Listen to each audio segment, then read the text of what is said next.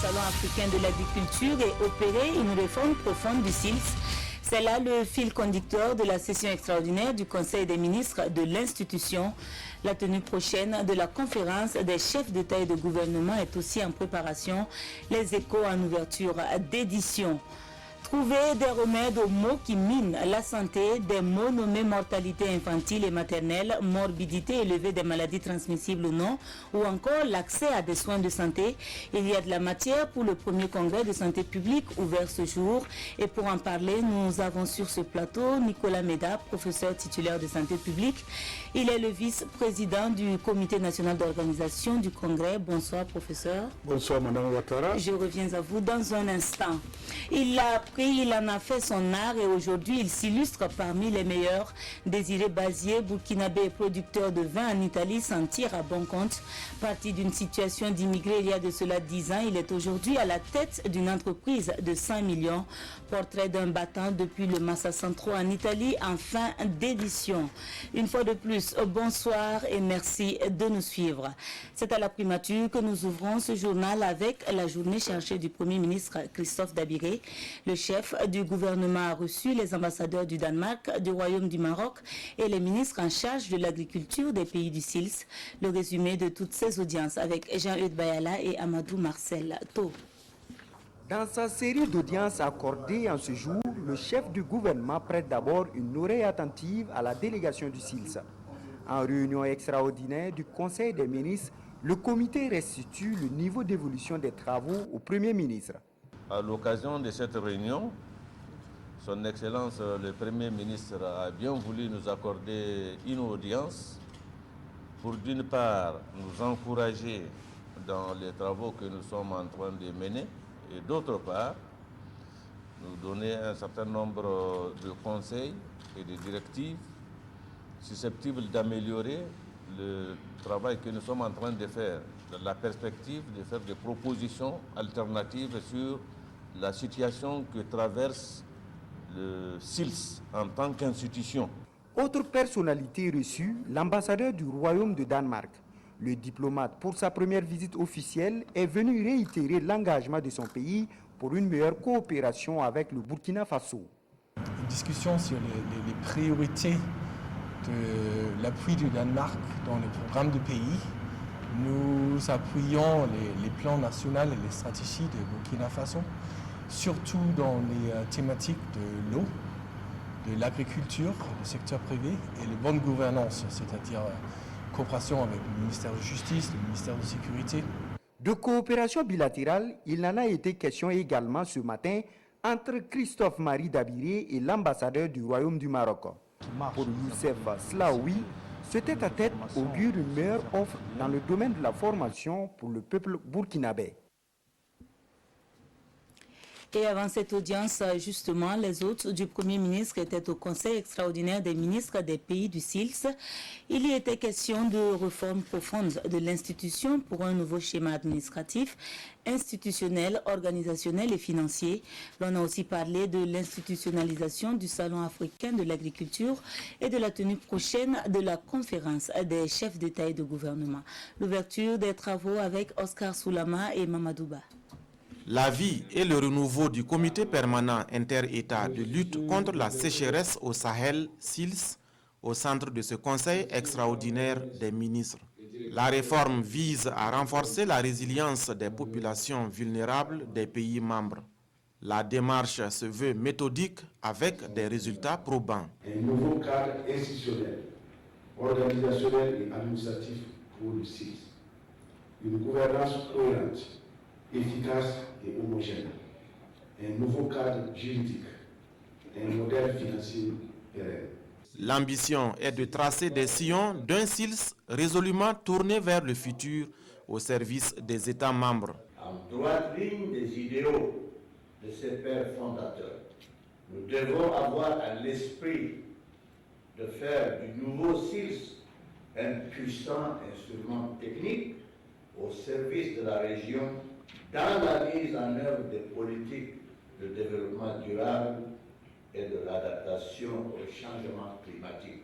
Les bailleurs de fonds qui financent les activités du SILS à environ 90% réitèrent leur accompagnement à l'institution. Nous n'avons pas d'autre alternative que de combattre et de vaincre ensemble l'insécurité alimentaire, la malnutrition, la pauvreté et d'adresser les causes. La rencontre de Ouagadougou va aussi décider de l'institutionnalisation du Salon africain de l'agriculture et de la tenue prochaine de la conférence des chefs d'État et de gouvernement. Les valeurs sportives, elles sont à promouvoir aussi bien dans l'éducation, la santé que la gouvernance des fédérations sportives. Le message est porté par l'UNESCO accompagné du Burkina et de la Côte d'Ivoire à travers un projet.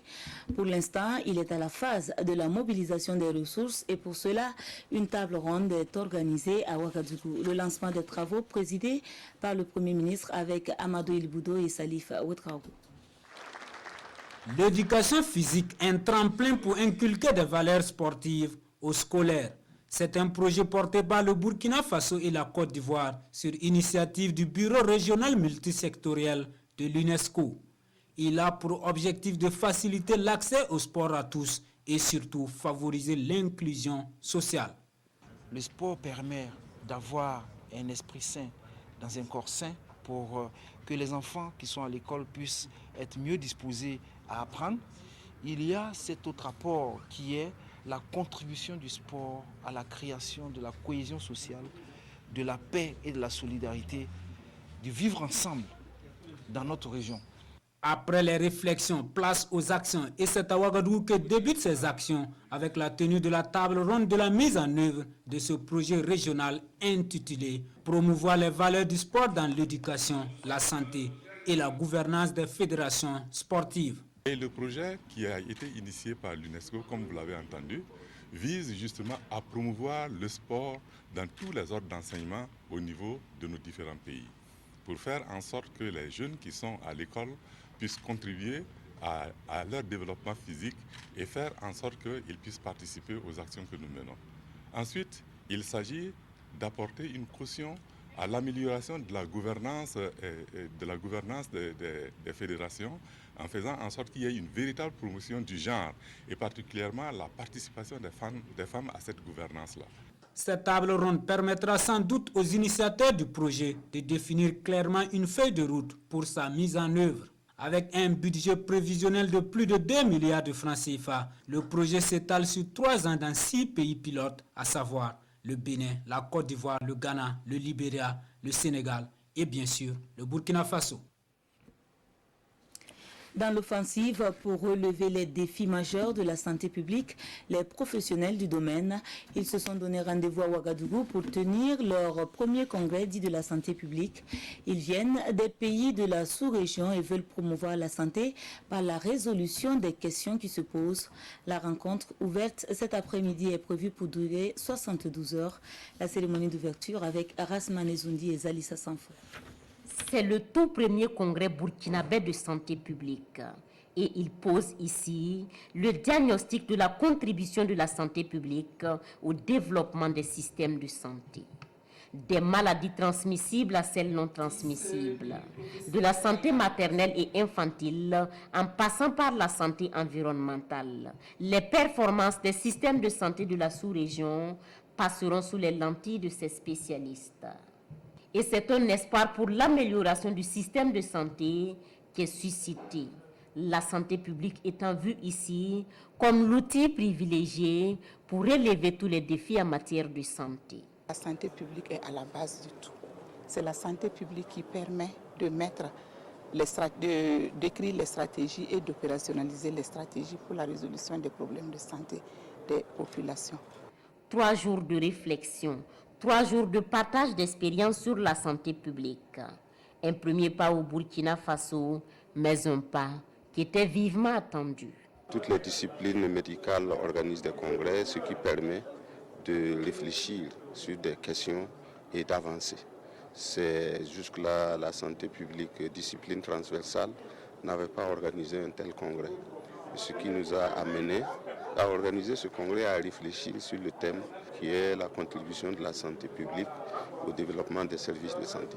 À l'issue de cette rencontre, la Société burkinabé de santé publique verra le jour pour pérenniser les acquis de cette rencontre, mais aussi et surtout contribuer par la recherche à une meilleure santé de tous, à une meilleure santé publique. Professeur Meda, bonsoir. Bonsoir. Avec vous, justement, nous parlons de ce premier congrès de la santé publique, puisque vous en êtes le vice-président du comité d'organisation. Dites-nous déjà ce qu'il faut comprendre par le terme santé publique. Merci de l'occasion d'éclairer l'opinion sur ce concept qui fait l'objet de notre métier. C'est un concept assez complexe à définir, mais je vais prendre 3 dimensions pour mieux faire comprendre le concept. Il faut comprendre la santé publique comme une institution sociale. La société s'organise pour prendre en charge la santé de ses membres. Et dans cette société organisée, l'État est un acteur majeur et dans tous les pays, l'État met en place un ministère de la Santé qui est chargé d'organiser l'administration du système de santé qui s'occupe d'améliorer la santé de la population. Je dirais aussi que c'est un ensemble de disciplines scientifiques. Il y a à peu près 6 disciplines de base pour être formé comme spécialiste de santé publique. L'épidémiologie, la biostatistique, le droit, l'éthique, ça va vous étonner, mais les sciences sociales, humaines et comportementales, il y a les sciences environnementales, il y a les sciences politiques, économiques et managériales. Voilà l'ensemble des disciplines fondamentales qui font un spécialiste de santé publique.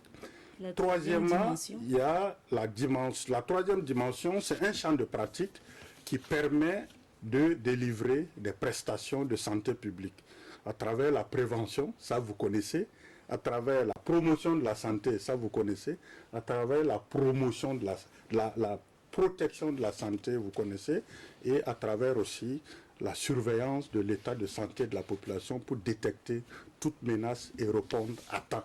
Voilà ce que font les spécialistes de santé. Alors, pour ce qui concerne le cas spécifique du Burkina, quels sont donc les défis qui se présentent pour le pays? Aujourd'hui, il y a toujours le même défi majeur. Nous avons une mortalité écrasante due aux maladies infectieuses. À peu près 70%, c'est expliqué par les maladies infectieuses. Et donc, il faut trouver les meilleures stratégies pour répondre à ce défi. Il y a une montée en charge des maladies non transmissibles. Et je salue d'ailleurs le cross populaire organisé par le maire de la ville de Ouagadougou, qui est une vraie activité de promotion de la santé et de réduction de la charge des maladies non transmissibles.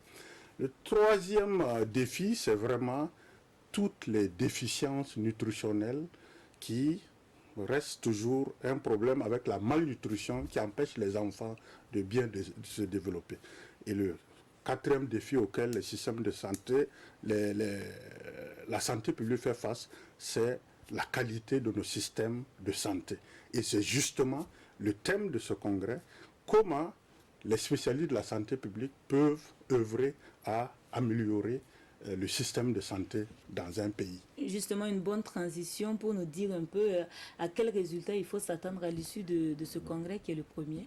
Déjà, c'est un congrès scientifique, donc c'est un forum de partage d'expériences, de connaissances et surtout d'apprentissage pour les jeunes en devenir dans le métier de la santé publique. Nous nous apprêtons avec ce congrès à créer une société savante dédiée à la santé publique au Burkina et nous voulons institutionnaliser ce type de congrès, peut-être des biennales, pour permettre de rassembler en un forum tous les 2 ans les acteurs de la santé publique pour produire des connaissances qui peuvent éclairer les décisions majeures de santé pour les pays. D'accord. Alors, merci professeur Meda. Je rappelle que vous êtes professeur titulaire de santé publique et vice-président du comité national d'organisation du premier congrès de la santé publique. Merci de rester avec nous pour la suite de ce journal. Et toujours dans le registre santé, votre émission Santé Max s'intéresse aujourd'hui à la néphrologie. Il s'agit de tout ce qui touche aux reins et bien sûr à la dialyse. Ce sera juste après ce journal. Nous vous en faisions écho dans nos éditions d'hier. L'unité d'action syndicale était réunie pour sa deuxième assemblée générale. Une rencontre marquée par la situation nationale, notamment l'insécurité et l'instauration de l'UTS sur les primes et indemnités. Toute chose que l'UAS juge injuste. Elle en appelle à la mobilisation des syndicats pour défendre les intérêts des populations. Elle annonce d'ailleurs que la commémoration du 3 janvier se fera dans l'offensive. Siedi Larienne et Maïmouna Traoré. 300 responsables des structures membres de l'unité d'action syndicale des 13 régions du Burkina Faso ont pris part à cette deuxième assemblée générale nationale. Ces responsables de l'UAS ne décolèrent pas, disent-ils, face à la remise en cause des droits et acquis des travailleurs, l'application unilatérale de l'assurance maladie universelle et l'instauration de l'UTS sur les primes et indemnités.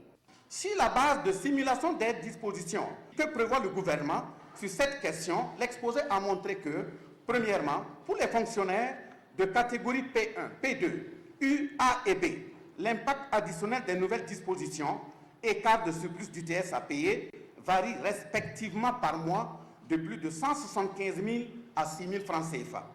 Les petites catégories C, D et E n'en seront pas épargnées avec des augmentations d'UTS de plus de 5 700 à 1 000 francs CFA.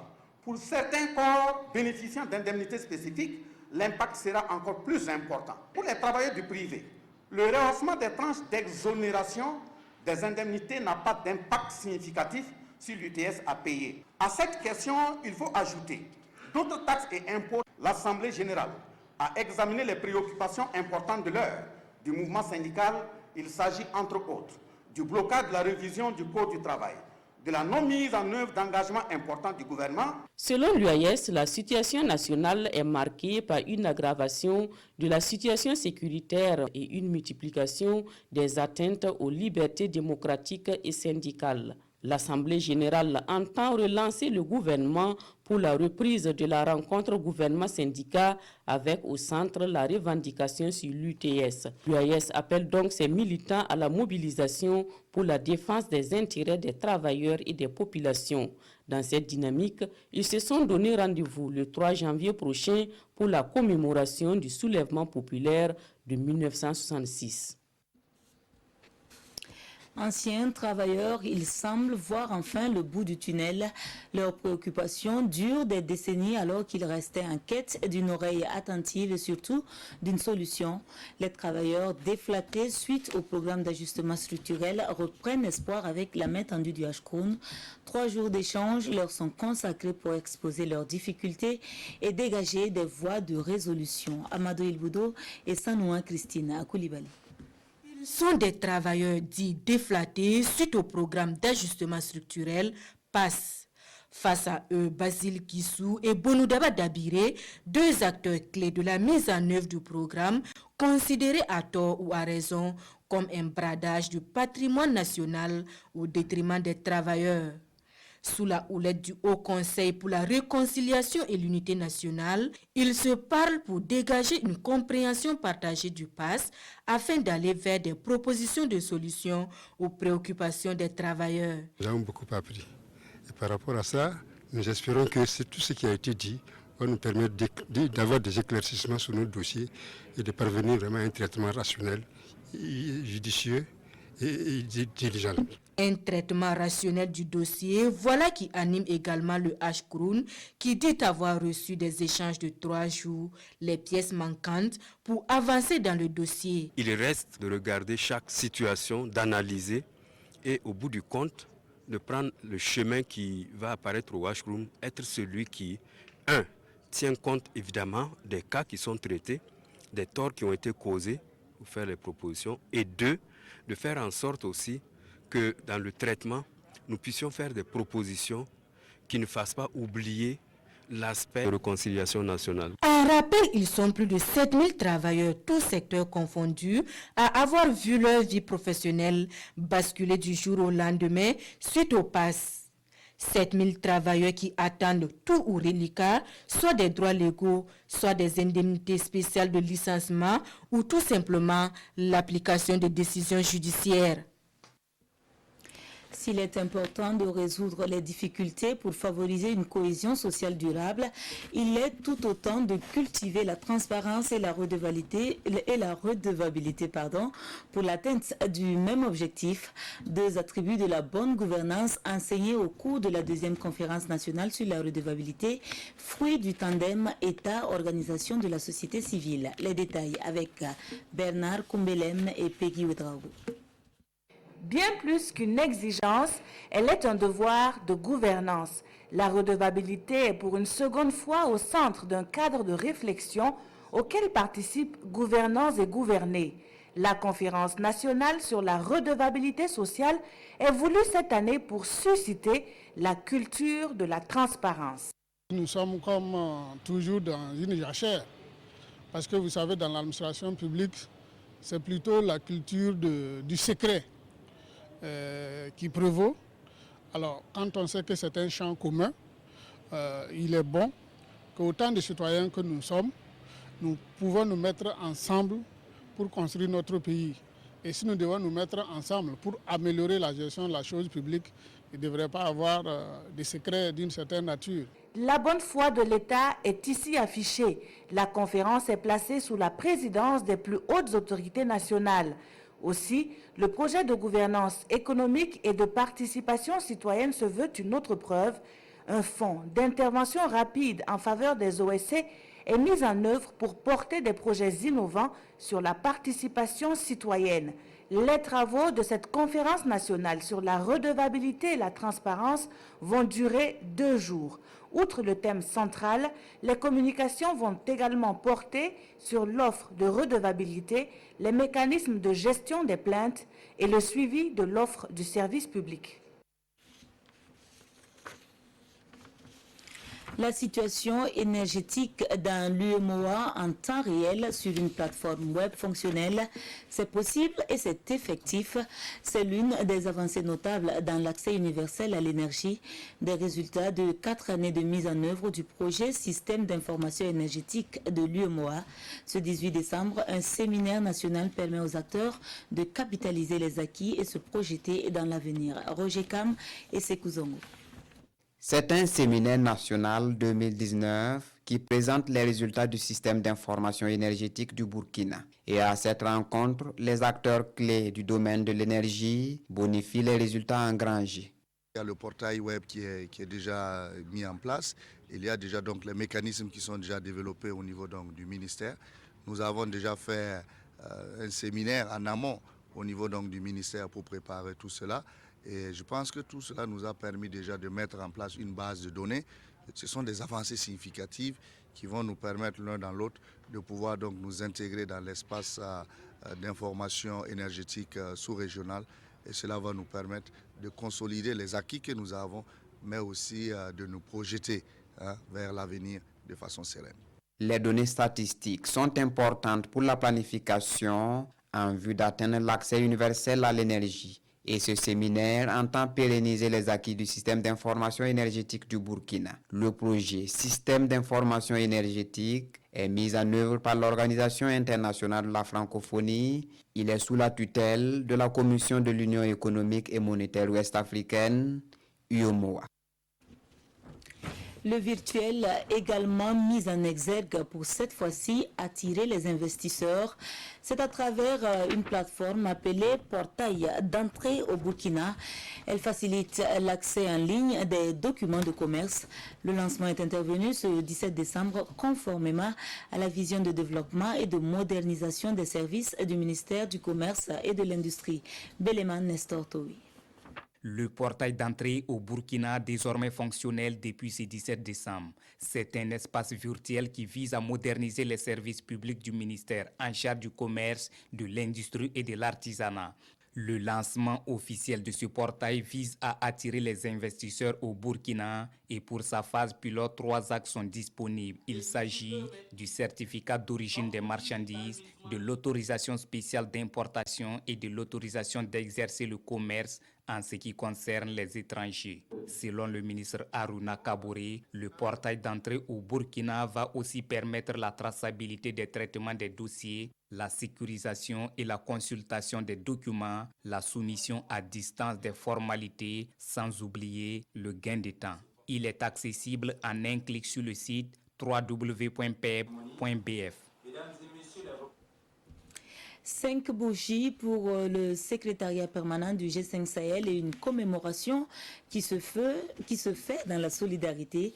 Une solidarité qui se veut active pour les élèves du primaire et du secondaire. Plus de 700 kits offerts pour leur permettre de poursuivre leur cursus dans les meilleures conditions possibles. La remise au ministère de tutelle est intervenue ce 19 décembre en présence de Jean Zongo et Oumou Sissé. 761 kits scolaires au profit des enfants déplacés internes du Burkina. Le geste est du secrétariat permanent du G5 Sahel et de ses partenaires. Un geste qui entre dans le cadre de la commémoration de son 5e anniversaire. La première édition de la journée du G5 Sahel a eu lieu en Mauritanie. La deuxième édition l'année dernière au Niger. Compte tenu de la situation que nous vivons tous dans notre espace depuis quelque temps, avec les attaques répétées des groupes terroristes sur les écoles et sur tout ce qui représente un symbole de l'État, nous avons voulu que cette année, que ce soit les enfants déplacés qui bénéficient de cela. Tout ceci veut dire une chose, nous devons être au plus près de nos populations. Plus particulièrement des femmes et des enfants qui payent le lourd tribut des attaques terroristes. Et selon le ministère en charge de l'éducation, ce sont 280 000 enfants qui sont en rupture scolaire. Et ce dont permettra à ces enfants d'aller à l'école dans les meilleures conditions possibles. Pour nous, il faut poursuivre l'œuvre de scolarisation de ces enfants pour qu'il n'y ait pas de rupture scolaire. Et nous sommes dans vraiment le défi de la mobilisation des ressources pour voir comment prendre en charge cette éducation en situation d'urgence. Et ça, c'est très important. Et le geste du G5 Sahel, du secrétariat permanent du G5 Sahel vient à point nommé pour nous accompagner dans ce sens-là. C'est le 19 décembre 2014 que les 5 chefs d'État sahéliens ont signé la convention portant création du G5 Sahel à Nouakchott en Mauritanie. Autre titre de l'actualité, l'entrepreneuriat burkinabé qui s'exporte et se porte bien et même très bien en Italie. Désiré Bazier, jeune burkinabé, y fait aujourd'hui partie des meilleurs producteurs de vin. Malgré sa situation d'immigré il y a de cela 10 années, il a réussi à mettre en place une entreprise de 100 millions de francs CFA installée à 500 km de Rome, précisément à Massa Centro. Il a reçu la visite de Adama Guiti et Amadou Marcel Lato. Massa Carrara, ville italienne reconnue mondialement pour sa production du marbre, mais également pour sa production du vin. Dans ce domaine se démarque Désiré Bazier avec sa marque de vin Yenenga. Du vin rouge, du vin blanc, il en a fait son gagne-pain quotidien depuis une dizaine d'années. Quand je suis arrivé ici, je me suis engagé vraiment à faire de la formation professionnelle pour apprendre comment faire le vin. Je savais déjà travailler la terre, mais le vin, je ne le savais pas. Et j'ai essayé de faire tous les cours possibles, aller à l'école et à me former normalement pour avoir la capacité de faire le vin et le faire bien. Venir faire les petits boulots pour nous, les jeunes noirs ou bien un Africain, ça n'existe plus. Il n'y a plus de place pour les noirs ici pour venir chercher comme nos parents le faisaient avant. On vient, on nettoie la maison et on essaie de faire des petits boulots pour gagner de l'argent pour repartir. Parce que ici, la situation est telle que les Italiens, et même ils le partagent entre eux. Dans son entreprise familiale, Désiré Bazier peut produire jusqu'à 6 000 litres de vin par jour en fonction des besoins de sa clientèle. De par son activité, la famille Bazier force l'admiration des Italiens. Les Européens eux-mêmes, ils sont d'abord étonnés de voir un Africain qui arrive de l'Afrique sans rien et qui se met à faire du vin et à faire le vin et à compétir avec eux. Parce que mon vin va à faire des compétitions avec eux. Et je rentre dans le... Je ne peux pas être le dernier, mais je suis parmi les meilleurs souvent. Que nous sommes ici, en tant qu'Africains, vous savez qu'il y a souvent on est marginalisé. Mais quand tu vois des nationaux du pays qui enlèvent le chapeau pour te saluer, qui te dit bravo, bravo. Déjà, ça te fait bien dormir déjà. De sa fabrique à sa cave, l'entreprise Bazier pèse près de 100 millions de francs CFA. Au-delà de créer de l'emploi pour d'autres immigrés, notamment burkinabés et guinéens, Désiré Bazier nourrit aujourd'hui une seule ambition, celle de s'installer également au Burkina Faso. Voilà, Santé Maga, c'est pour tout à l'heure à 21h. L'équipe s'intéresse aujourd'hui à la nephrologie. Vos questions sont attendues au 25 40 79 03. Moi, je vous dis à très bientôt sur la RTV. Bonsoir.